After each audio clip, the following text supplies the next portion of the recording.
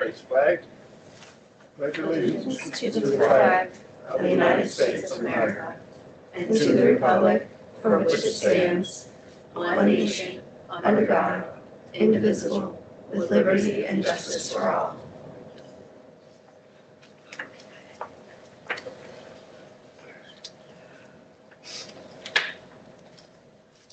Roll call. We'll start with myself, Ken Jones. I'm here. Gary Farmer. Got here. Okay. Bob Boyette. Present. Dave Dolman. Here. Sharon Lott. Sharon. I'm here. And Kevin.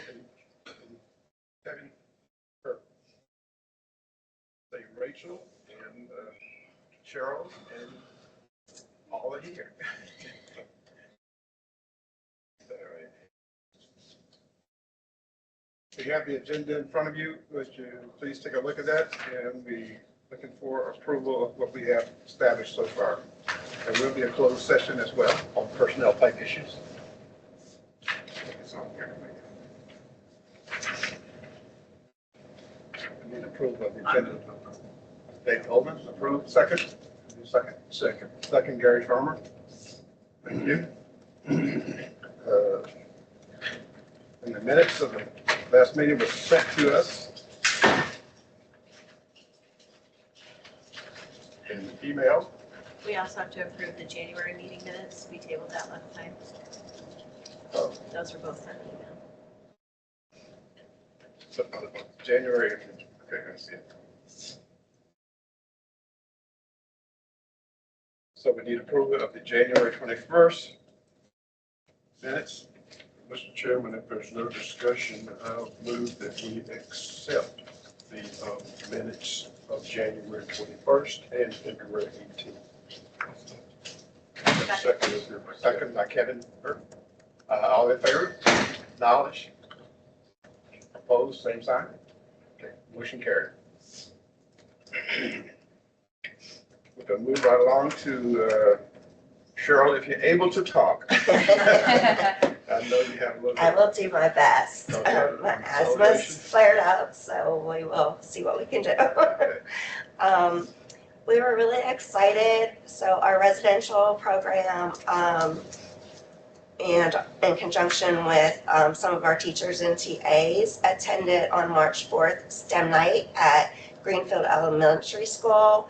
They had SBI Imagination Station, Wilson Fire and Rescue was there, medical examiners, veterinarians, the police department. So there were just a lot of different displays and how, technology and engineering and science all kind of works within our community, and our students attended. There were over 500 attendees there, and so they really enjoyed it and had a great experience that night.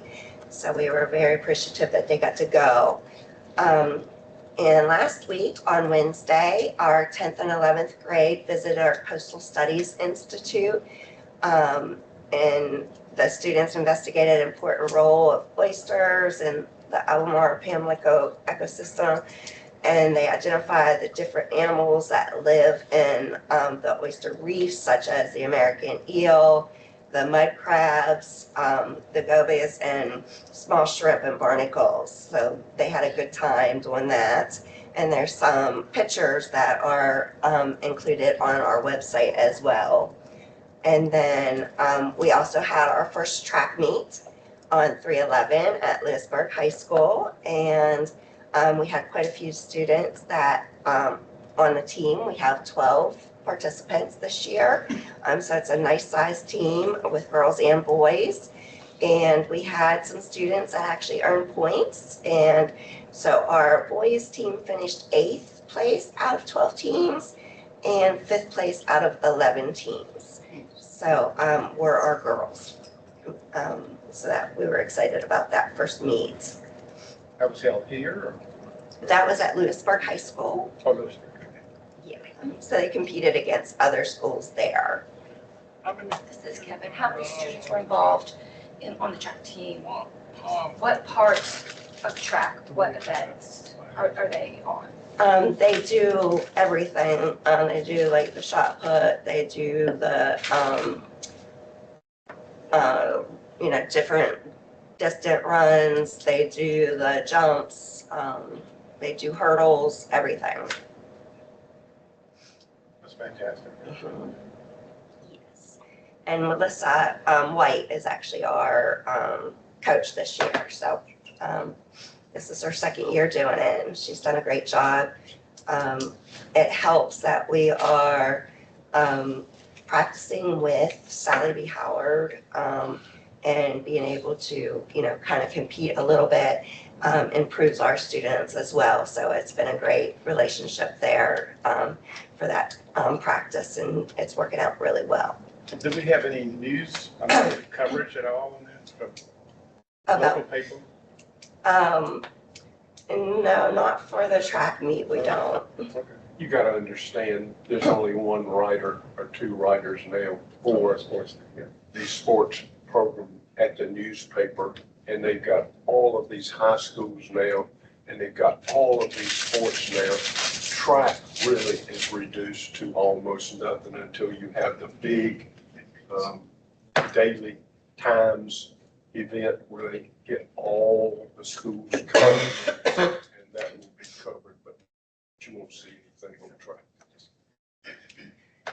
And I'm really excited to announce that after our robotics teams did some fundraising, they were able to raise more than half of the funds to be able to go to Colorado. And surprisingly, we received notification from DPI that they had found a little bit of money that was left over from last year that we were not planning on and did not have anything budgeted for. So our three teams will be going to Colorado to compete in the robotics tournament. So we're really excited. We do have a little bit of a setback. So we have to make sure our middle school robot is functional. I was going to leave that. It's not really a celebration, but yet it is. We had a fire a week ago this past Friday in Vestal. The roof repair job, they had been doing some heat on the roof around one of the vents, and unfortunately that area stayed a little bit hot, and it ignited later on in the evening and caused quite a bit of damage and smoke damage, water damage within the Vestal academic areas of the middle school and elementary, as well as our gym floor in Vestal Hall, which is our smaller gym.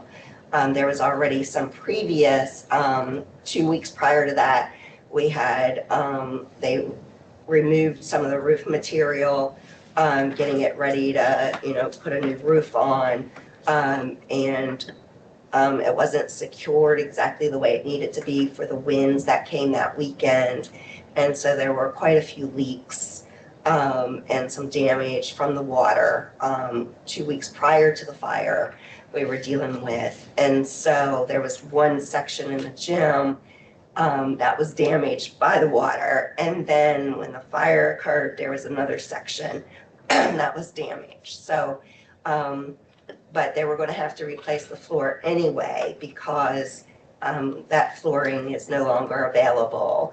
So it's not going to cost them any more money. But the construction company is standing good for all the damages that we've endured. So they've started the cleanup process. They've been putting air scrubbers in and trying to, get the roof closed up. The fire department had to, the vent itself was a 6x8 area. So that was like the hole for the vent, and they had to take the chainsaw around that area and cut out more of the roof to prevent it from reigniting that night. So, but we were very thankful for the Wilson rescue, fire department and rescue on Station 1. They did a fabulous job. They got here very quickly. Our fire alarm, we had a smoke detector right in the mechanical room, which was right underneath the fire, so it went off immediately. I got notification, Chris got notification, so several of us came down and, just made sure everything was good. We immediately, Mr. Kent came down as well, our principal.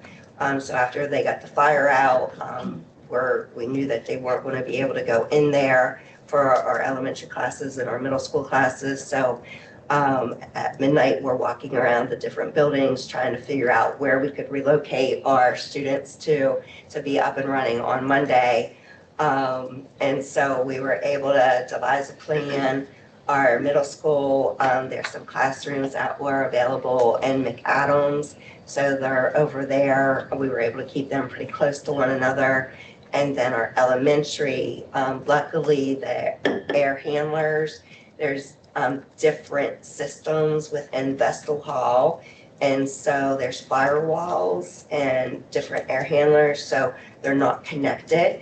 So one side of the building can still be used while the other side can, be under repair and restoration.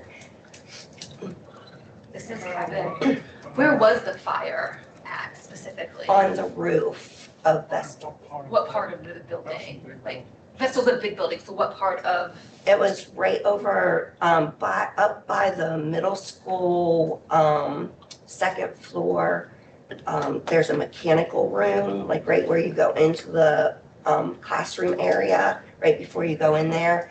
And that's where, right above there.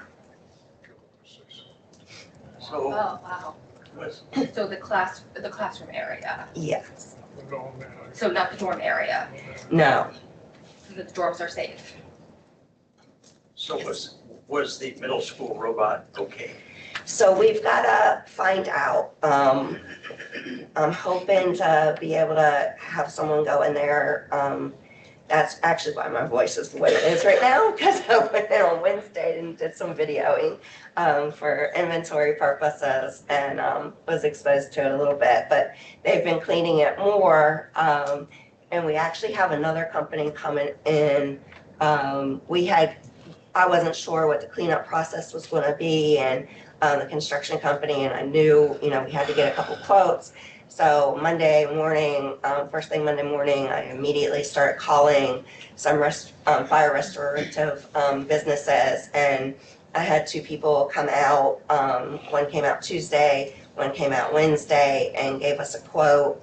And so we met with the construction team, and I provided that information to them. And so they actually were using some other companies to do some of the larger areas.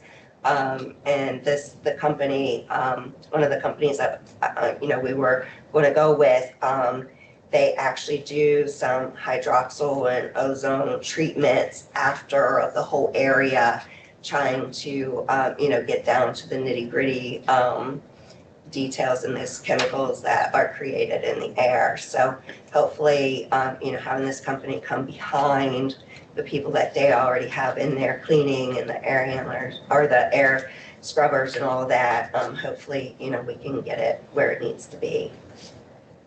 Mr. Chairman, as y'all were able probably to glean from the descriptions, we're very, very, very lucky. It could have burnt to the ground, honestly. And I hope, that we will laud some of the people who deserve much credit. The fire department of Wilson sent 4 trucks and a ladder truck and 20 men. They didn't call and say, is this for real or anything? They came immediately and got the thing under control.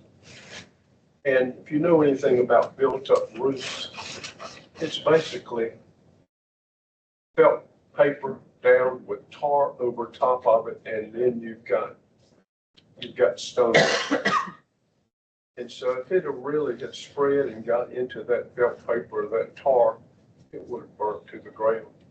So I hope we maybe in some capacity, and I think it would mean a lot to have that fire company come out here and we have maybe some fruit punch and some juice and maybe you say a few kind words and let them know what it meant to us as a school.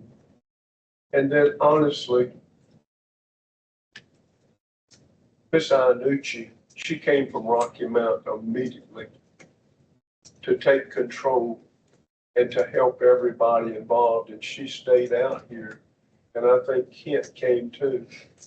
But the maintenance facilities director, he stayed out here all night long, opening windows, making sure, going on the roof that it didn't, expand any further. And I had gone to bed early that night and I did not read the text until about 3 o'clock or 4 o'clock in the morning. There was nothing I could do, but I came out here at 5:30 and the first person I met was Chris. He's still walking the halls, our maintenance person. So, and then to follow up, you sent out a beautiful letter to the parents to let them know their children were safe. And we were very lucky again, it happened over the weekend. But here again, they are safe our priority is their safety at all times. And then the newspaper, the way you worded a lot of that, took any kind of alarm away also. And so I really appreciate the way everything was handled. So thank you again, Ms. Heinrich. Thank you. Yeah, the team did a great job. Our teachers, they were, anxious to get their rooms set up. We let them come in Sunday afternoon to, if they wanted to get things up and, any decorations up in their new rooms. Unfortunately, they weren't able to go into their old rooms because of, the smoke and damage and everything. So they're still wanting to see and wanting to get to their personal items that they have. But we've told them that it needs to go through that cleaning process as well, that the company has the chemicals and, that are better than over-the-counter laundry detergent and things of that nature. So, the chance of them being able to recover their items will be better if they leave it there and it gets part of, that cleanup process. So they're being patient. But so they've already started making, different lesson plans and using very creative ideas and to, come up with some good lessons for the students that kind of back to the old days of no computers because all the computers were exposed to the heat. And so, we had a staff member that actually went in and got a laptop. And so, we had we told them that they weren't allowed to go in that area. And so I told them, I'm like, we don't know how hot it got and you could turn that on and it could explode. So we need to make sure that an IT company comes in and that's part of the cleanup as well. They're gonna open up the computers, the CPUs and, clean out the hard drives, make sure everything's functional so that, we can save them or have to replace them, whichever we're required to do based on the condition of them. This is good. So who will replace or pay for the replacements? Will that be the roofing company? For example, I'm thinking about some equipment that we have, like the LCD projectors, computers, TV screens, most of the tech things, hearing aids, ILD systems, things like that. So who would be replacing that if it needs to be replaced? So the construction company is working with their insurance company. So the construction company, Salisbury Moore's, the construction company, they have a subcontractor that's doing this roof project, but ultimately Salisbury Moore is responsible, so, you know, how they go work together or who's responsible for it. Yeah. Okay. Any questions about any of that?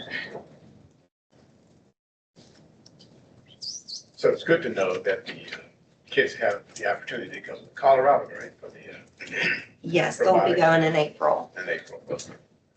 And they're prepared and, Yes, our high schools, we have 2 high school teams and they're really excited to go. And then our middle school team, we've got to make sure that that robot is functional and we can, they can compete. So we're going to work on getting that today or tomorrow. I've been having communication with our middle school coach, and so we're trying to figure out exactly, you know, what components may have been affected by the heat, and if there's anything that we need to be concerned about. So we're looking into that as well. thank you. Anything else? No, that's it for the celebration, which kind of went into the other. Okay, so on the, Gary's going to talk about the council updates. Yes. It's very, very important for the deaf community to show up when they have a community conversation coming from the Department of Deafness and Hard of Hearing. Tony Davis is coming here with his team, and they're going to set up on May 1st and 2nd just to listen to what the community has to say about accessibility.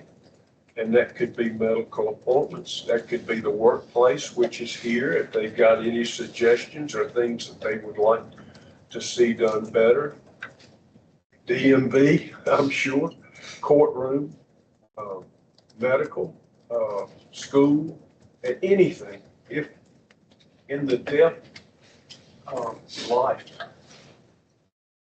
from small children up to old age, if there was some way the council can approach the legislature about how North Carolina is falling short on accessibility for the deaf, he would like to hear about it.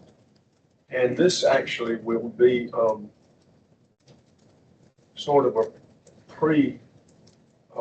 meeting when we have the town hall meetings here much later on, where hopefully he will be able to listen again and he will have answers and how they're going to approach it. So they have another one I think it's Saturday, but it's over. Today. It's today. Yeah, it's Saturday, 18th. Yesterday. Today. Yesterday. Today. Oh, it's today. I read it different and because it said one day. Anyway, they're having another one today here at a regional center. But the one that we're most interested in is the one that's held here. And I have been personally invited to come out for the full thing. I don't know why exactly, but I've been the contact person. So I will come and just sit and listen myself. I have nothing to contribute, but it's mostly for the deaf people or people that see a problem. So, yes, we want to come. And one's going to be held in the morning, and it will be in the afternoon from 6:30 to 8:30, or in the morning on May 2nd from 10 to 12, and later on that afternoon from 2 to 4. And I assume it will be in Massey Center, but I'm not real sure. You know, they will be. Yes, they're actually going to do it in here. So if you have time, come out and spend a little time with us. That's all. And Gary, don't you have to register for that so that? Yes. Well, it says RSVP, Yes. you know. Because they're trying to they have 4 sessions because they're trying to keep them small enough where they can have those conversations and discussions.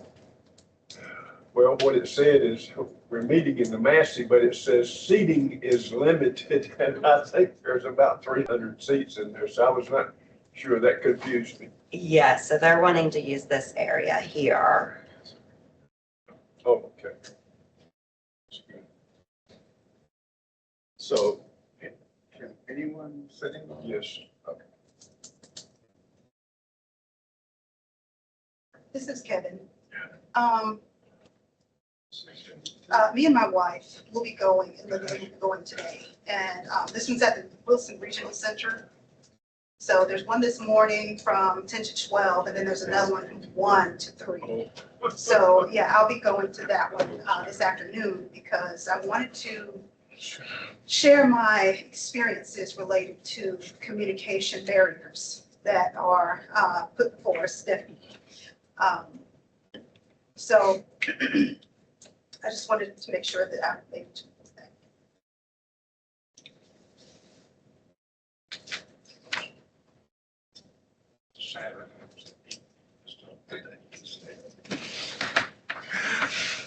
I do that. Knock, knock, knock. Anyone home? No sense. Jump all those guys. So,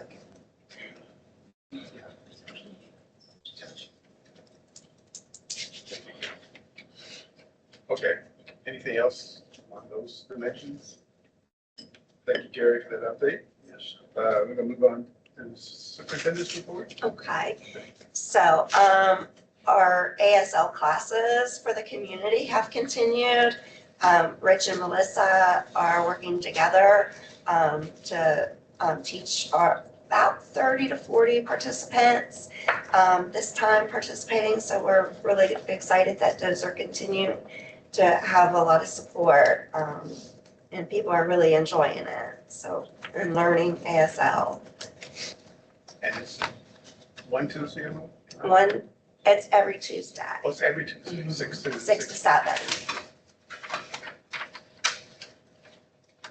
Can you just start at any time, Cheryl? Yes, what they do is they'll do a little bit of a spiral backwards, like where they'll repeat and review, but he tries to keep it new information each time. So, and just making those connections.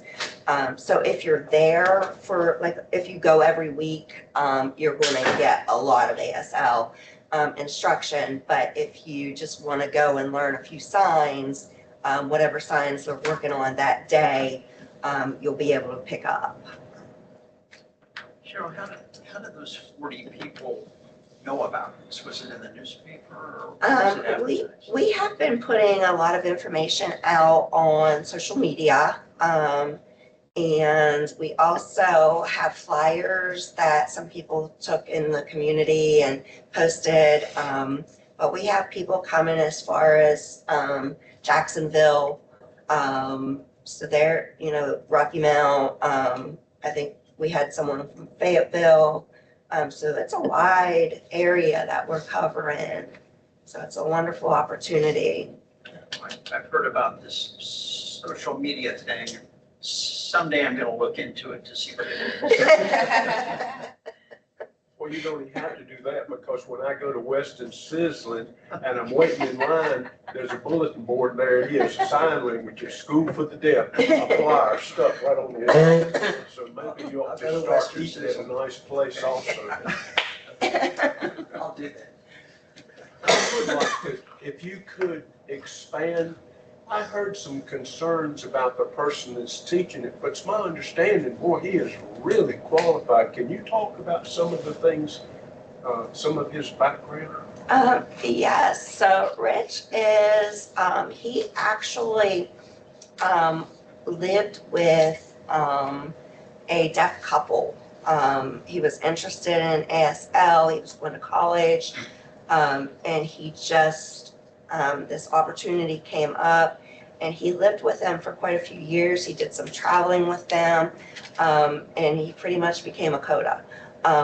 And so he has his doctorate in deafness, and he brings a lot of, his personality is very upbeat and comical a little bit. So he brings that personality into the instruction a little. And so it just keeps it light where people can learn and they can have fun doing it. So it's not stressful. It's not a stressful learning environment like, drill, review and drill, review and drill. So he keeps it interesting, and he just has, years of experience. He's written ASL curriculum for college level instruction. And so he has, we're very fortunate to have him working with our staff. And he works with all of our employees go 2 to 3 times a week for the instruction of ASL. Usually on their planning period, we have it scheduled where they'll go in and, work with him to learn ASL skills if they don't have them. And then, a lot of our staff, they also have the interpreters in the classroom if they're not fluent. And so the students are teaching them, the interpreters are teaching them. And so they learn their content ASL skills much quicker than their social communication skills. And so they are, for instance, like if you're teaching math, if you go to a typical ASL class or to an online class or something like that, you're not going to get words like quotient and, so it's very specific to that content area instructions. So, but the teachers learn that, a lot quicker, and then they have to learn the social aspect of it. So all teachers are required to go through that, or just everyone? Anyone that is not fluent Yeah, in yeah. ASL, yes. Okay. And so that includes our custodians, that includes our cafeteria workers, our maintenance folks, anyone here. Excellent. This is Kevin. So how do you measure it? Like, what kind of measurement tools are used to measure the teacher's fluency? So, And also, how do you know that what they are communicating, what their communicating abilities are between the hearing and the deaf, who's using sign language? Like you mentioned, the man was a coda. He became a coda, is what you said. So you don't become a coda. A coda is born as a coda. And so you don't become a coda. Your mother and your father are deaf, and that's what makes you a child of a deaf adult. So I'm just kind of confused when you said that. so basically, yeah, I said essentially he became one because he was adopted. He pretty much was adopted by this family, taken in. They communicated with him, taught him deaf culture, and he spent every moment at home, with them, traveling, and just had a great extensive experience that was completely engrossed in a deafness. So he had no choice but to learn how to communicate.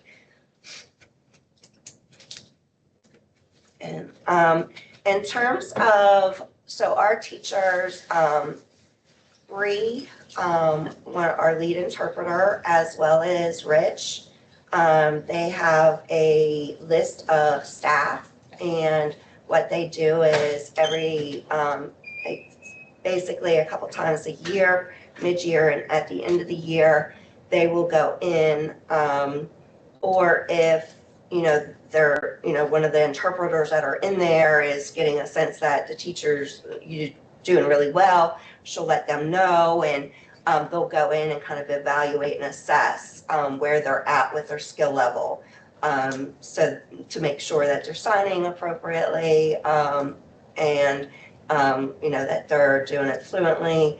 And so they, that's the process. And then all staff go through the evaluation at the end of the year, so that we can figure out what level they're at the beginning of the following year and place them in groups that are based on skill level so that they can continue to grow at the pace that they're learning.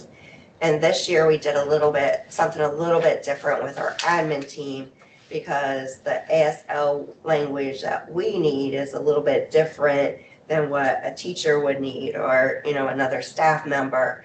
And so we have a group that is just admin team that meets with Rich. And we, work with him on some of the language that we would need to be. Sharon had a comment about it. Okay, yeah, I have a question. So, well, actually, I have two things. You said that Bree is, they do like a level assessment. So what kind of training does Bree have?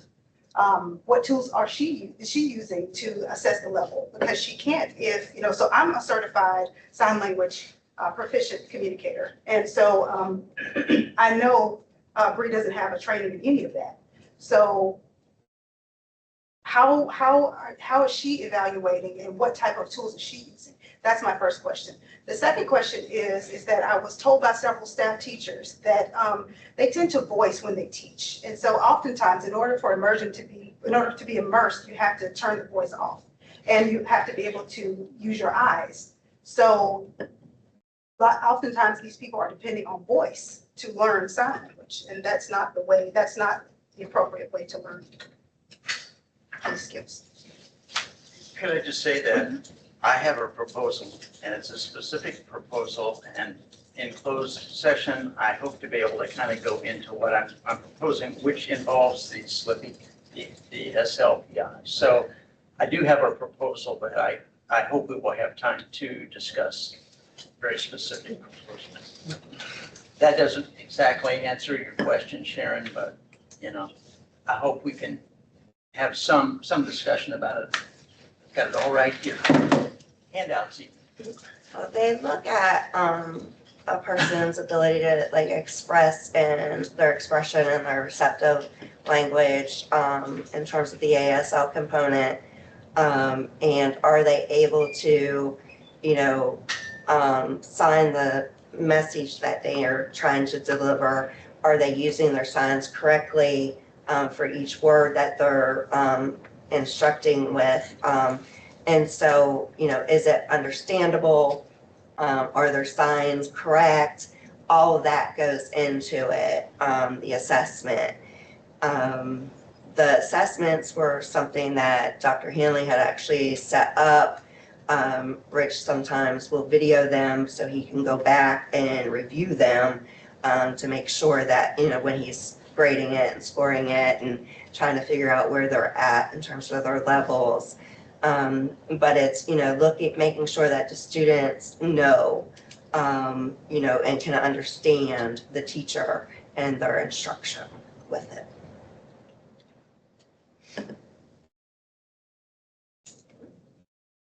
All right, so that pretty much gives the updates right now. And then,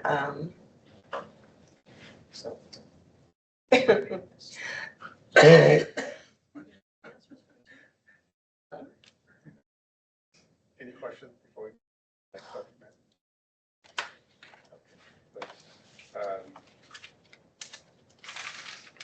Okay. We have no public input today, so we'll skip that one, move on to new business. Kevin, Yes, Kevin. the public comment. It's my understanding that we have public comment next month. I mean, Some kind of special session.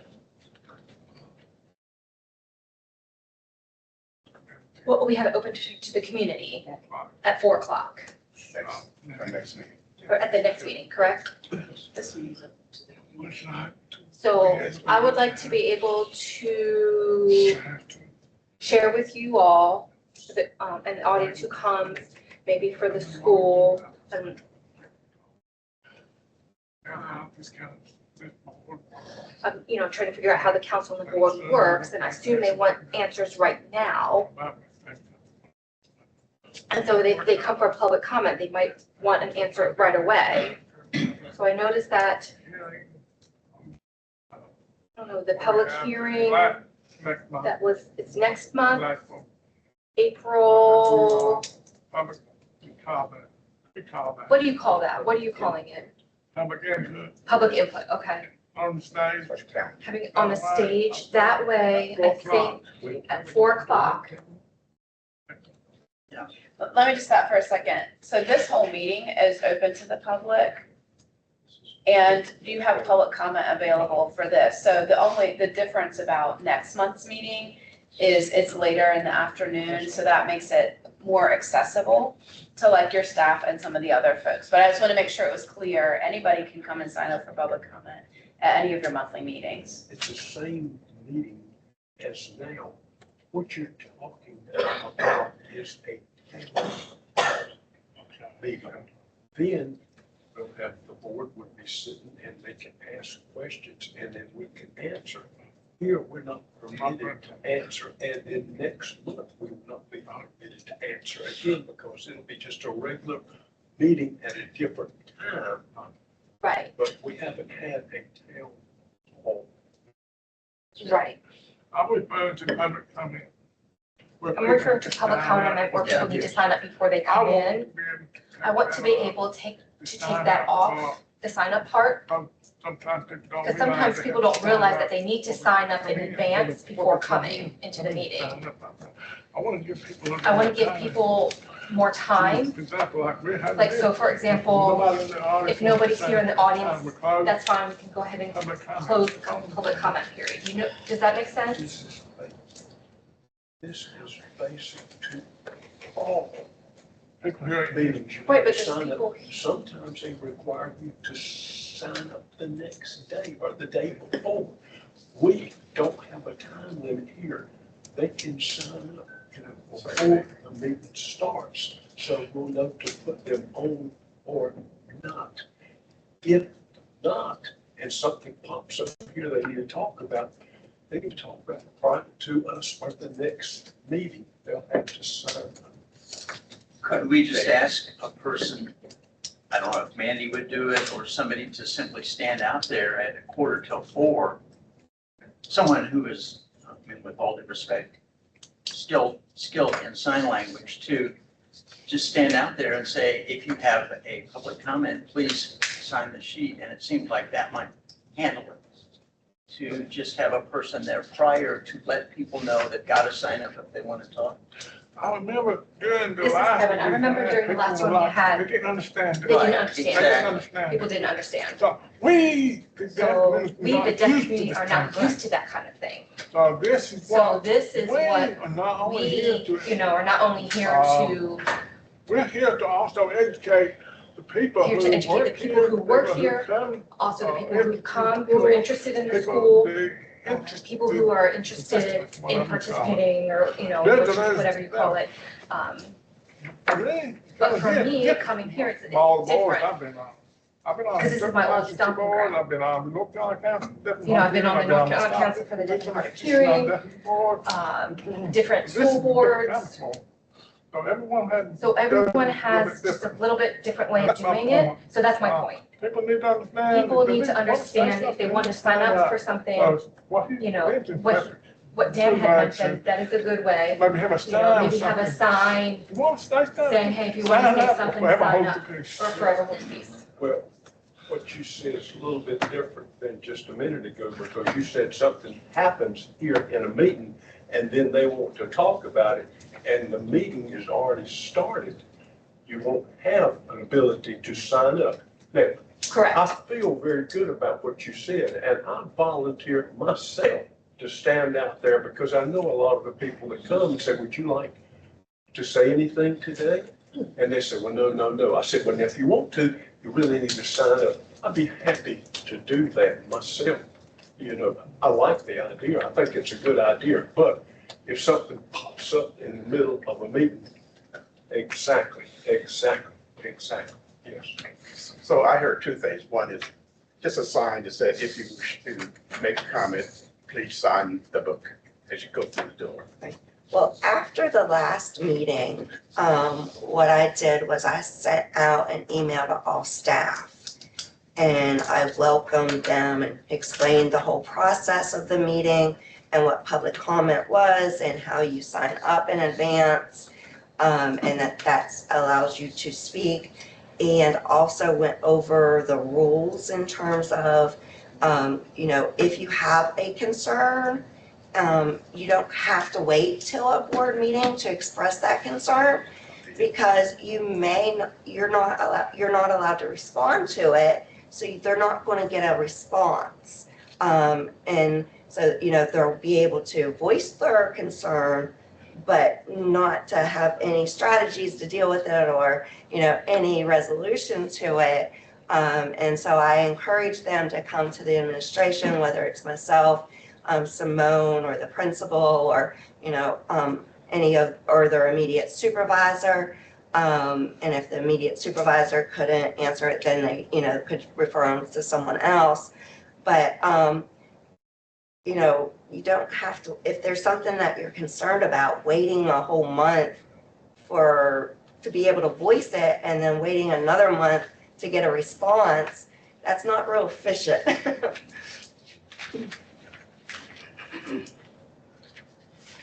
I want to thank Kevin for your comments. They're good. Well, so can we assume, Gary, you'll go there maybe at I'll be happy quarter to do that. next month? I'll be happy to do And we also talked about it in our staff meeting as well. Okay. Thank you. We'll move right along here, okay? We're on to board policy review. Yes, so you all received an email in advance of all the policies that are up for first and second reading. We also have one for the IDEA grant that we need to do first and second reading on today. And that's the one that's clipped in your folders, is the one that, The merger for the IDEA, yeah.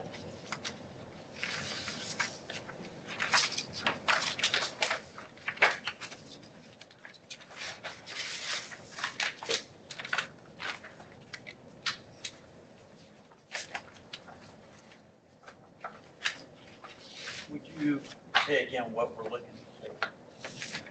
Which one? So it's the IDEA, It's called use of equipment. use of equipment, materials, and Oh, okay. supplies, Got it. Okay. 6520. Yeah, on That's top. what I want. Okay. Got it. this is stuff we want. Yeah. Say that for the interpreter one more time, it's the use of equipment and Equipment, materials, and supplies, 6520. Does Sharon have a copy of this? She does. She does. Everything was emailed yesterday. Okay. yes, I do. This is Sharon, I do.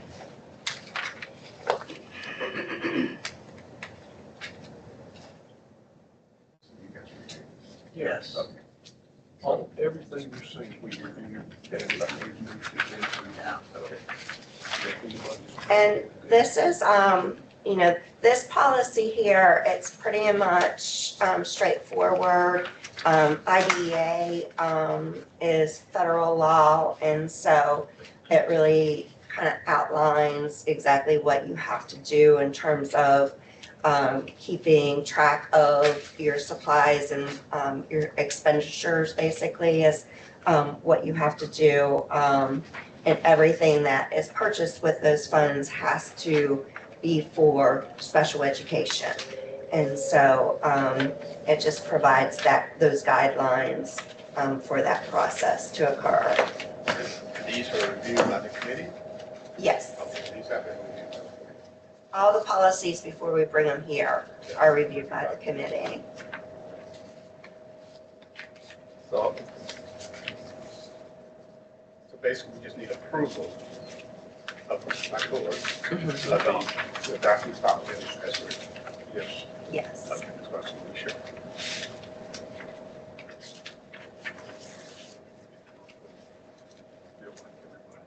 Yeah.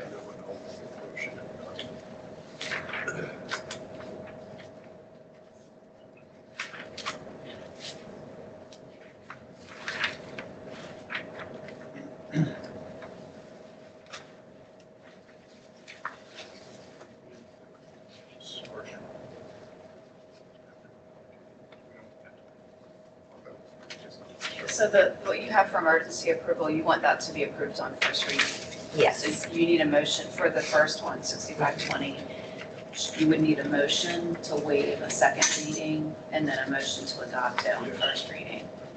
And it still has been reviewed by the committee. This is Kevin. Okay.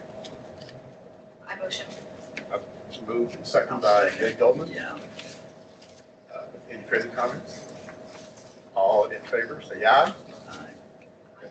So that's your Yes. motion to waive the second reading. Now you need a motion to adopt. Okay, now we need a motion to Mr. adopt. Chairman, Yes. now that we have approved the second reading, I make a motion to adopt policy 6520 and 6520AR. Okay. The motion's on the floor to. No, he doesn't understand. AR. Not 28. 65, 25, AR. Is that the next page? So where we adopted the first two.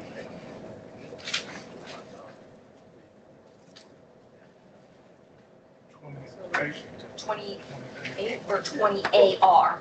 So AR. 20, That's total right 28. now, 20 and then 20. Oh. Two separate. Oh, interpreter was wrong. I'm not looking at her. Forgive you. So we have. 28, 28, Someone stand to me. Mr. Chairman, if there's no other discussions on 1 through 8, then that would be. Hold on, you don't have the adoption of 6520. You have your I thought- motion, I but you had my have motion, I thought we had already. there was put it no to a vote. second and no vote Okay. yet. Okay, so you put second, and you have vote, yes, vote. All in favor? Okay, motion carried. All right, now you're good, Gary. Now, So that's. Mr. Chairman, Yes. the review of the second reading, I would like to move that we adopt 1 through 8 there as you see them, and I won't read all of them Make sure you explain. On the agenda, on the agenda. on that procedure. Yes, well, where was that? We need to read them all. I'm just trying to save time. I got Yes, it. But yes, I'm okay with that, Gary, as a group. yes. all in favor, Yeah, agenda. Okay. If I may add, there's been a committee that meets every Tuesday for about an hour and a half, and we've gone over all of them in pretty good detail. It's Gary and I, and Ms. Iannucci, and Mr. Kent, and Teacher Leslie. That's a committee comes to and contributes a lot. It does. Okay, so we need approval to. But let me add, but that's not to say that if you've read something and you're not really understanding it and you bring it up here at this time, we can always go back and look at it again. Right. Don't think for 1 second that us 2 or 3 are making these policies, because there'll be almost 300 policies when it's all said and done.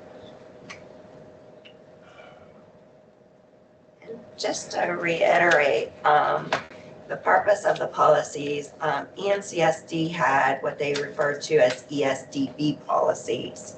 When the legislation was written, making us our own state agency, the legislation threw those out.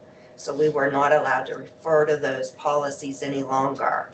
And so we have been relying on DPI's policies or DOAs or OSHRs, depending on what area that policy covers, until we adopt our own. So I think you have the motion on the floor. Gary moved to Yes. approve for the group of policies on second reading. So you need a second on Gary's motion. I'll second. Second by Dave Goldman. Absolutely. Any further comments on these policies? Okay, all in favor of accepting the work of the policy committee? Aye. Good, motion carried. Thank you.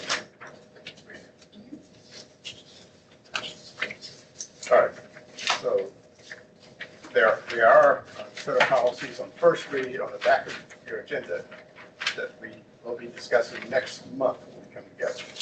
Actually, yeah, so the first, do you guys want a little like synopsis of each one, or do you want time to read them? What would be, Those were all emailed to you with a synopsis yesterday afternoon for the first read policies.